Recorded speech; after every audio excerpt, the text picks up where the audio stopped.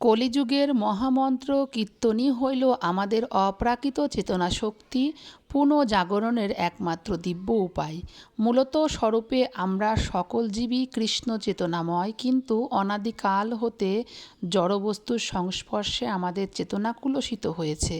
যে জড় পরিবেশের মধ্যে বর্তমানে আমরা বাস করতেছি তাকে মায়া বলে বা মোহ বলে।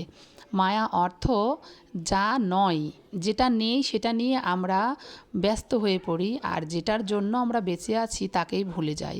তাই আমরা ভগবানের দিব্য মহামন্ত্র নাম হরে কৃষ্ণ কৃষ্ণ কৃষ্ণ হরে হরে, হরে রাম রাম রাম হরে হরে, এই মহামন্ত্র নাম উচ্চারণের ফলে মায়া দূরীভূত হয় এবং কৃষ্ণ প্রেম জাগরিত হয়।